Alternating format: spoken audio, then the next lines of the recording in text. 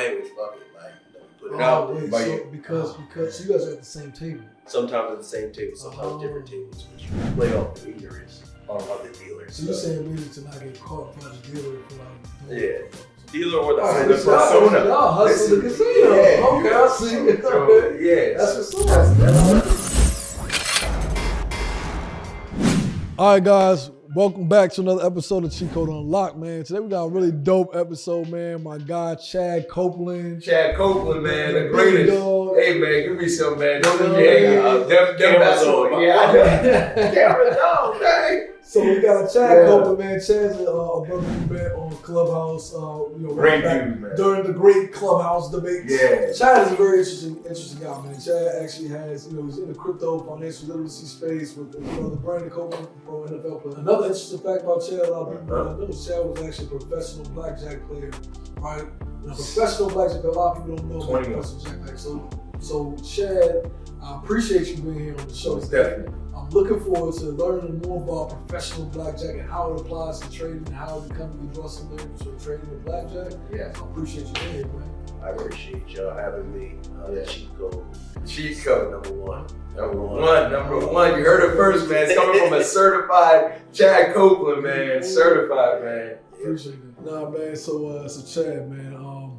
I guess why don't you tell us a little bit about just crypto, your experience in crypto, right, things of that nature, so we can kind of get warmed up and dive into the meat of the episode. Right. Yeah. So I've been in crypto now 7 years. A long 7 years. OG. It's a dog years. Yeah. Dog years. Basically stumbled across it.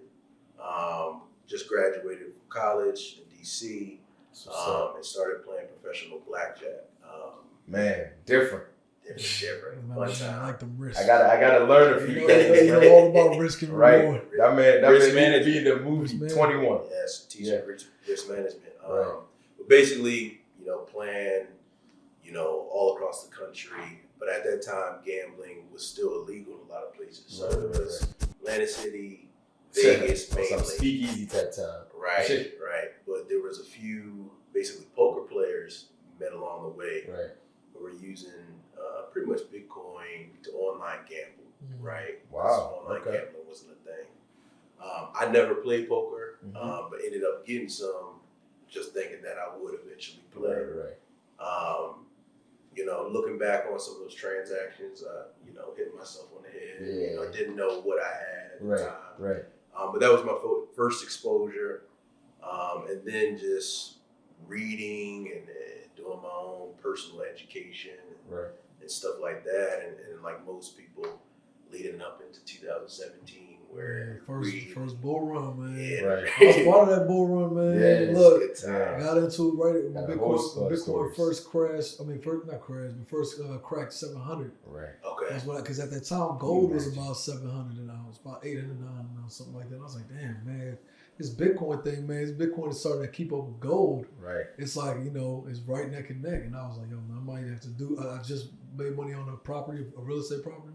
Was gonna put it into either Bitcoin or gold. Chose gold over Bitcoin. Man, and that was my biggest regret. It probably was crazy. $700 back then. Man. Hindsight. I got in like 280, but I didn't really that was a dip my toe in it. Yeah. I didn't really get into it until around like 1800, so probably a little bit actually after you at that time. Yeah, right. But coming from blackjack, the swings I was used to. So volatility. I really jumped in head first at that point, and been blessed ever since. Right, that's what's up, man. So let me ask you this, man. Let's kind of touch on a little bit, because crypto is one of those things where right now a lot of people. First off, a lot of people got overly hyped. The people who weren't around in 2017, 2018, this is their first experience with crypto. They got in, they got that hype, end of the crypto spectrum. We know how the crypto market goes, those wild swings of, overhype, and then obviously the crash that comes and the stabilization in between, and the whole cycle that kind of does it all over again, right? But for people who are just now getting in, it's kind of like their first time experiencing these wild swings. A lot of people are going through like little mini depressions and things like that. So what would you say, was some of your biggest experiences in the crypto space from 2017 bull run to this bull run? Like, you know, how does it compare between 2017 and the bull run that we currently are now? Or, not the bull run we're in now, but bull run we just left out of. Yeah. This last one we just left out of, it felt like everyone was maybe not in it, but everyone was talking about it. Right, at least awareness. It probably felt like that a little bit in 2017, but it was just, you know, there's been this renaissance of financial empowerment, financial literacy, whether you're in the stock market, traditional markets, crypto markets, real estate, whatever it is. And so it was just more so on the forefront of conversation, even at an institutional level. Right. 2017, it really, at least from my perspective, still felt like just a fad. And it wasn't proven. It was just like, this is this thing where you can just potentially make a lot of money in a quick window. You know, and you could, and then a lot of people got clapped, right? You know, and you know, it happens. It happens. We've all been there. Clap. Definitely a part of the game. We've all been there. So I think just this one was more so, it was beautiful to see, you know, the institutional involvement, but also just the adoption from, you know, a nation state perspective, from a global perspective. Nationwide adoption. And I want to as fans to touch on that, man. It's like, it's crazy because what you're saying is so real. At the time of 2017, 2018, it was like the fanatics, right? It was like, we were like the kind of fanatics in the space. We're like, yeah, you know, Bitcoin's gonna take over the dollar and like all that type of stuff. And everybody was like, man, shut up, man. Yeah, a lot of people were skeptics at the time. And those same skeptics now on this run became the fanatics. And we now started to see a shift from, you know, conversations that we're having in 2018 where it's like, oh yeah, there's going to be Bitcoin ETFs, and imagine when Amazon adopts Bitcoin, imagine when this company does this. And in this bull run, we actually saw that happen. We actually saw companies adopt Bitcoin, adopt NFTs, adopt, you know, all types of different, you know, new crypto derivatives and things like that. And like you said, nations, entire countries are now getting into the game. Panama, Congo, the people that are controlling the narrative. Even you got VC funds and things like that that are pouring money hand over fist into crypto projects, Web3 projects and whatnot. I thought that was, man, that's usually one of the biggest indicators where they say follow the money. Like you got the people with the money that are headed in that direction. There is no reason why you shouldn't follow suit. You know what I'm saying? So I would say the biggest difference was 2017, 2018. You almost have to force a conversation. Right. This is why this is jumping up. Where now you're like Jehovah's Witnesses. Yeah. Oh, here you go talking that crypto shit. Where now it's like you'll get text from cousins, grandma, right. You know, and it's good and bad. You got the Dogecoin, man.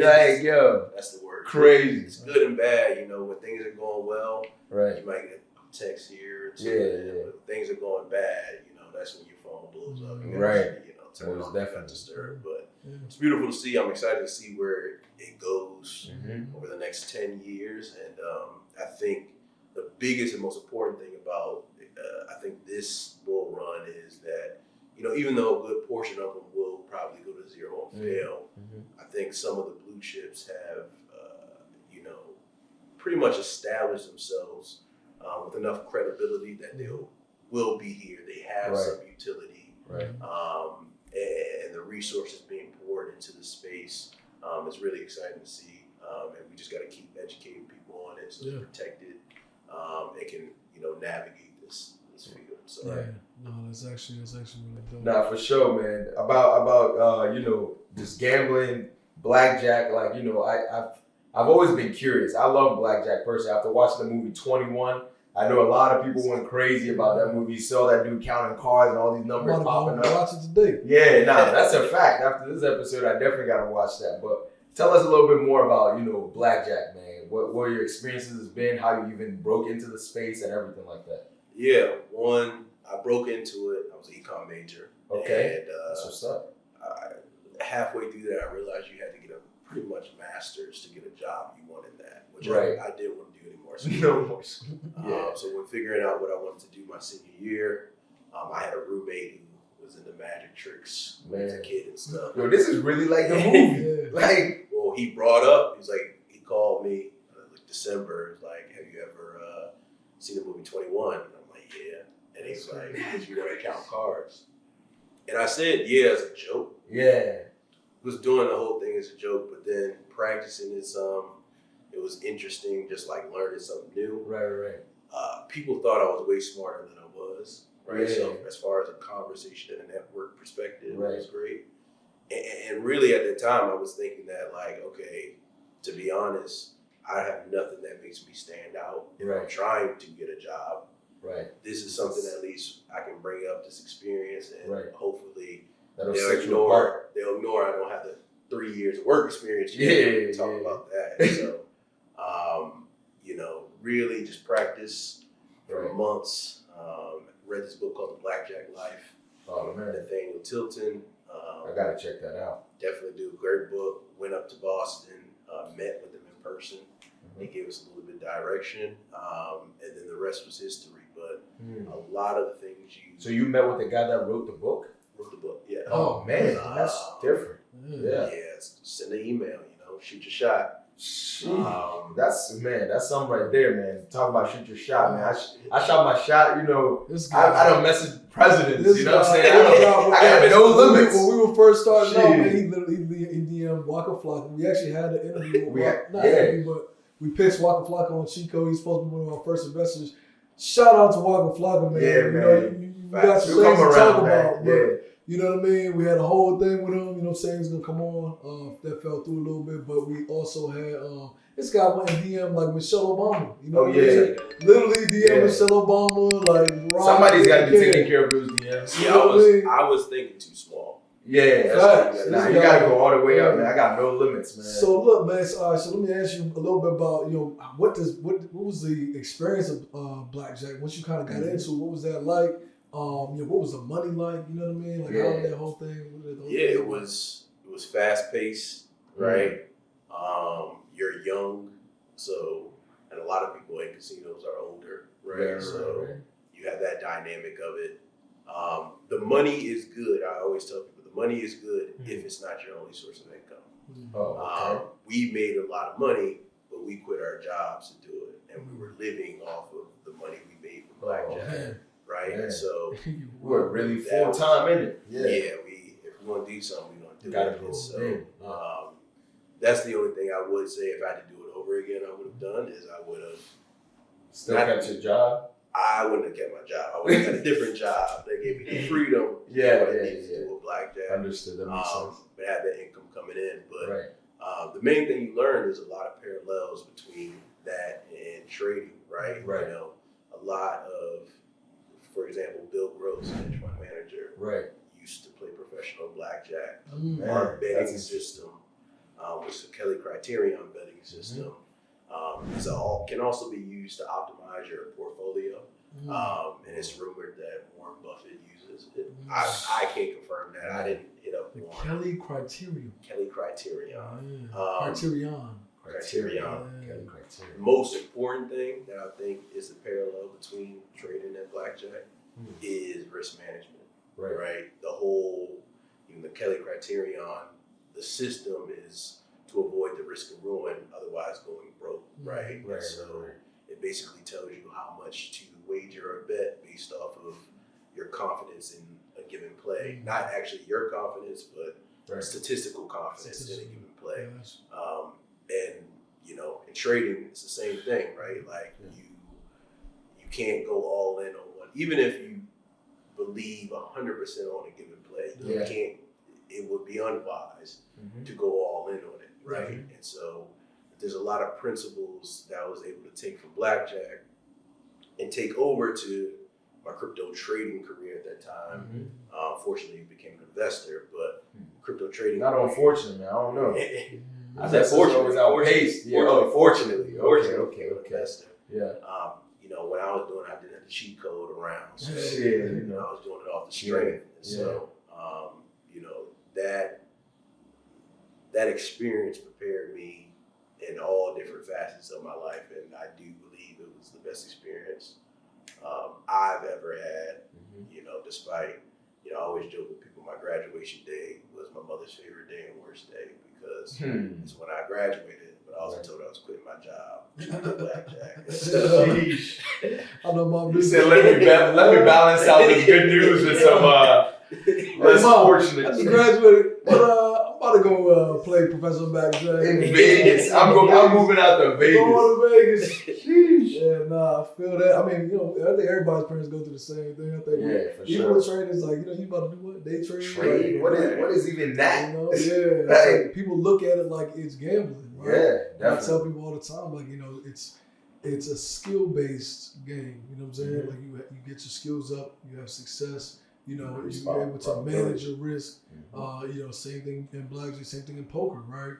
So, what are some of the skill sets that you guys had to manage and to be a professional like what makes a professional blackjack player professional versus somebody who's doing it as a hobby who also doesn't have a job, right? An unemployed blackjack hobbyist from a professional blackjack player. Most people just think of card counting and they don't have a system for it, but most people just, I see a bunch of low cards come out, probability tells me that high cards are coming out. Mm-hmm. That's what most people who are card counting do. Right. Professional blackjack, one, you have to log all of your sessions. Two, you have to have cover, right? So one of my main teammates, I'm 6'4", younger. Teammates. Yeah, one of my main teammates, he's 5'7", white dude, wears glasses.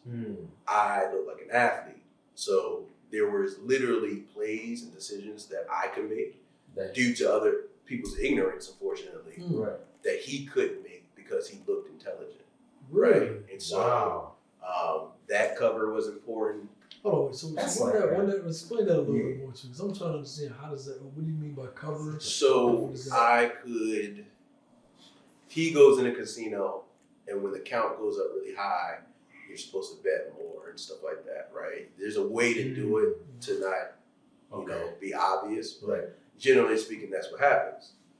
When the count went higher for him, he had to be way more crafty, increasing his bet. So, if he loses a hand, right, and most people don't increase their bet when they lose a hand, but he needed to increase the bet, he might have to do two hands instead, right? Or he would just kind of fluff it out, do another hand, wait till he wins, and then goes up. Where I could play it off like, I'm in the NFL. Like, I don't know this stuff. I'm just doing whatever language. Fuck it. Like, let me put it out there. So because you guys are at the same table. Sometimes at the same table, sometimes different tables, but you can play off the ignorance of the dealer. So you're saying basically to not get caught by the dealer for like doing it for fun. Dealer or the persona. Y'all hustle the casino. Okay, I see. So, that's what's up. That's dope, man. It sounds like, if you look a certain part, you're playing into the role that you already look. Yeah. And since they're already profiling you, you might as well play to your advantage. Exactly. Like I'm saying, that's dope. Of course, he's gonna go do some wild betting. Right. Oh, he's gonna do some wild betting.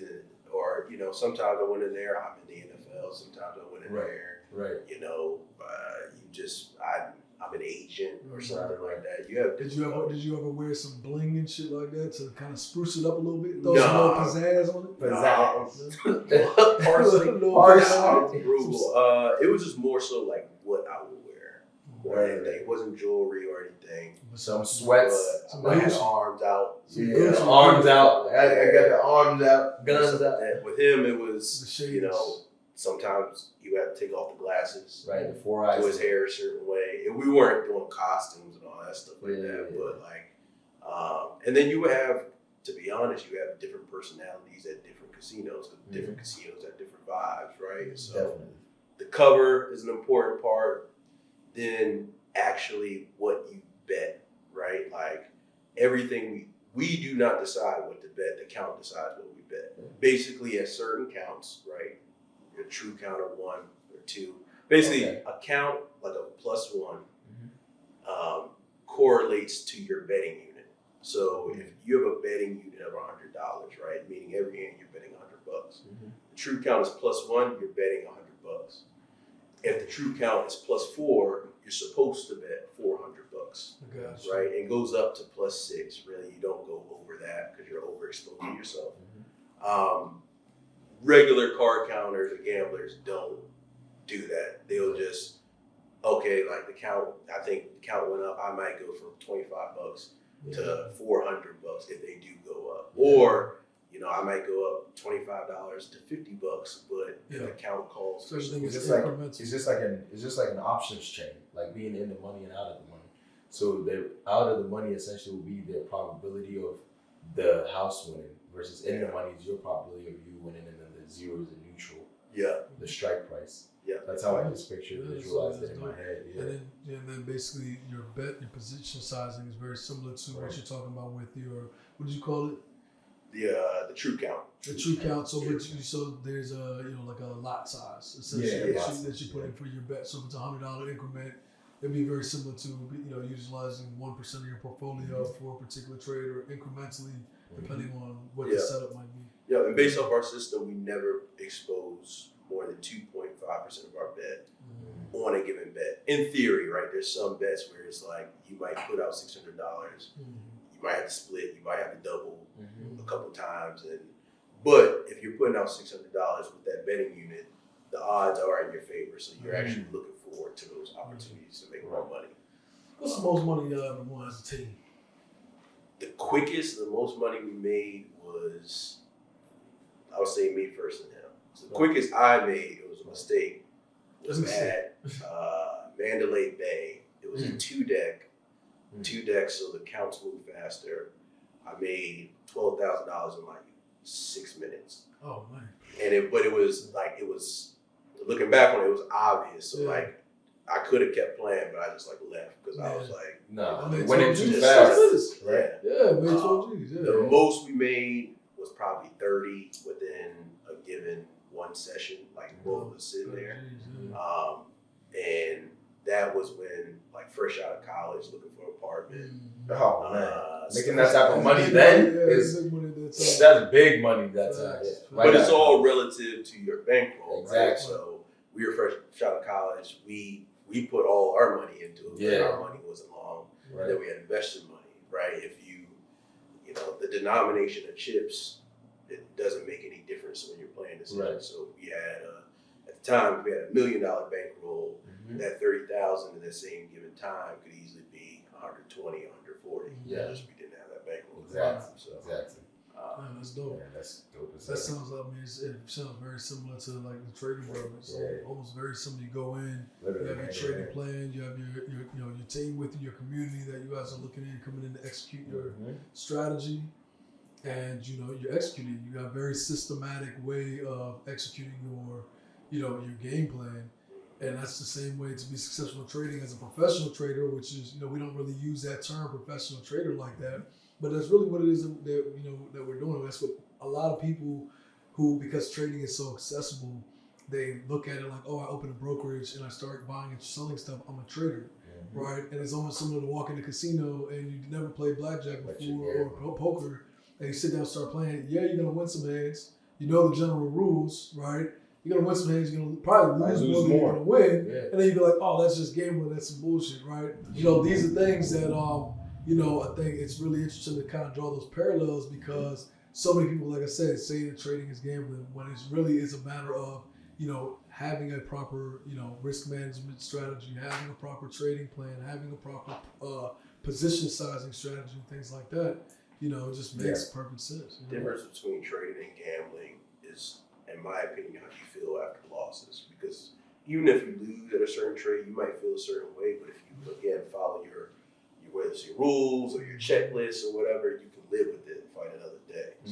Right? When you gamble, same thing with blackjack. Like, we play it perfectly. We know statistically, if I play it perfectly on one given session, right, it's like anyone else playing. Like, we're playing it's a law of large numbers, playing the long game. But if I'm making the wrong decisions and I lose, I feel it. Yeah. If I make the right decisions and I lose, whatever. It's the game is the game. Yeah. And I think this is the same thing, at least for me, when I'm trading or anything like that. Yeah. It's like, okay, like, did I just put this money in here because I felt the good way about it, or Tony from down the street told me, put your money in here? What influenced that decision? Exactly. Yeah. What's some deals? Are there any deals that you can't talk about with particular athletes out there that you've been working on or looking at? Mostly, I can share my brothers. They're private. Shout out Brandon Copeland. Yeah, shout out Brandon. You next on the episode. Yeah, for sure. Brandon's my older, less handsome brother. Yeah. Let's see what he says when he comes back. He might say, yeah, he's my younger, less handsome. Cue the B-roll of Brandon. Right. You're going to call me the runt of the litter. Oh, yeah. I hear it every beat. Oh, God. Every beat. But he's 9-year NFL veteran going on year 10. Undrafted out of UPenn. Really a lot of hard work, man. Undrafted, shoot. I'll tell people work ethic is crazy. His ability to network is crazy. Right. His ability to compartmentalize. Right. I don't have that gift as much as he does. Right. But basically, in his sixth year, really jumped out there and decided to teach financial literacy at UPenn against a lot of people's advisement, right? Even I would say to a certain extent myself, because at that time, it was more of a culture around football where you focus on the field, eat, breathe, sleep football, right? But he was clear that, the NFL has his business, I have my business. And so he started teaching at UPenn. Literally the first thing he said was that if he's teaching it just here in 5 years, he's failed. Because these kids need it, but a lot of these kids will be fine. From there, he's been able to take that.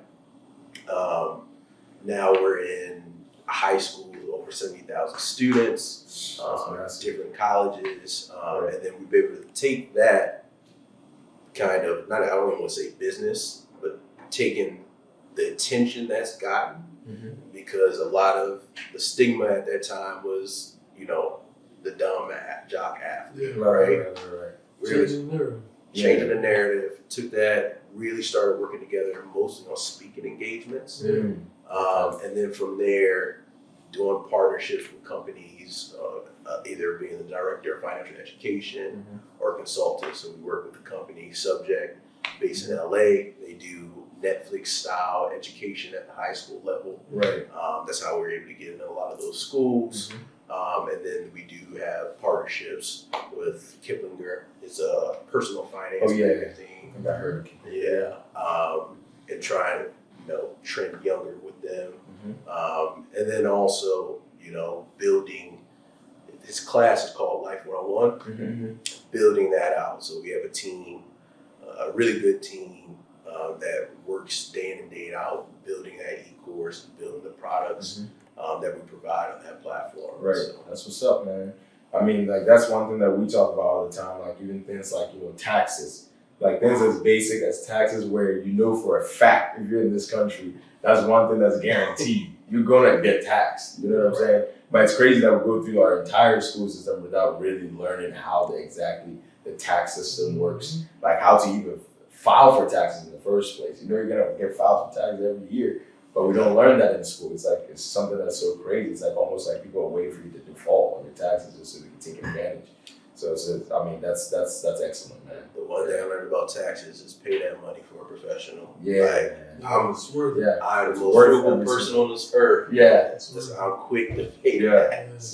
Okay, so talk about in the athletic space in crypto, right? When you have athletes who are now, I think it's interesting because the narrative has been shifted.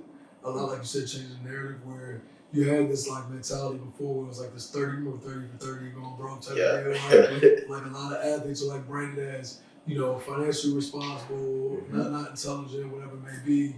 And I see the space now shifting a lot, right? I see athletes becoming more aware of their finances, become, investing. You see LeBron, leading the way in VC and venture capital and all these different athletes. KD, all them boys, out here messing with funds and all types of stuff. And you also work with venture capital funds and things like that, correct? Yes. And so, I guess tell us a little bit about how you see that space, continuing to grow for athletes in particular, right?